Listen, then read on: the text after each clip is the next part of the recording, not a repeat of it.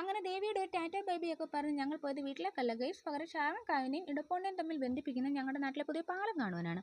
പാലത്തിൽ നിന്നും കാണുന്ന അമ്പലം ഒരു ജിഞ്ചിൻഡാക്കിടി വ്യൂ തന്നെയാണ്. അങ്ങനെ അതൊക്കെ ആസ്വദിച്ച് തിരികെ വരുമ്പോഴാണ് യാദൃച്ഛികമായി എൻ്റെ കണ്ണിൽ ഒരു കാഴ്ചപ്പെട്ടത്. അത് വേറൊന്നുമല്ല ഗൈസ്, ഹനുമാന്റെ പ്രതിമ. ദേ ഈ കാണുന്നതാണ് ഞങ്ങളുടെ ഷാർങ്ങക്കാവിലമ്മ. ആളൊരു സുന്ദരി തന്നെയാണ് കേട്ടോ. ആ കാഴ്ചകളെല്ലാം ആസ്വദിച്ച് ഞങ്ങൾ പോയത് ചിക്കൻ മേടിക്കാനും ചീനി മേടിക്കാനും വേണ്ടി ചന്തയിലേക്കാണ്.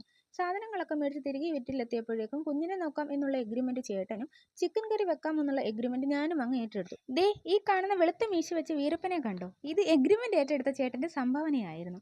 അങ്ങനെ അടുക്കള പൂരത്തിന്റെ കൊട്ടിക്കലാശത്തിൽ ചിക്കൻ കറിയും ചീനി വേവിച്ചതും റെഡി. അങ്ങനെ ആഹാരമൊക്കെ കഴിച്ച് ഒന്നുറങ്ങി എഴുന്നേറ്റ ഞാൻ കണ്ട കാഴ്ച ദേ ഇതാണേ. മാമൻ ദേവൂട്ടന്റെ മുഖത്ത് തന്റെ കലാവിരുതുകൾ കാട്ടിക്കൂട്ടുന്നു. സുന്ദരനായ എൻ്റെ ദേവൂട്ടൻ എന്തൊക്കെയാണ് മാമൻ ഈ കാട്ടിക്കൂട്ടിയെന്ന് പോലും അറിയാതെ ഏതോ ഓസ്കാർ കിട്ടിയ സന്തോഷത്തിൽ കിടന്ന് തുള്ളി ചാടുമായിരുന്നു. അപ്പോൾ ഇന്നത്തെ എൻ്റെ വീഡിയോ ഇത്രയുള്ള, ഇഷ്ടപ്പെട്ടെങ്കിൽ സബ്സ്ക്രൈബ് ചെയ്തൊപ്പം കൂടണേ. Okay, bye by.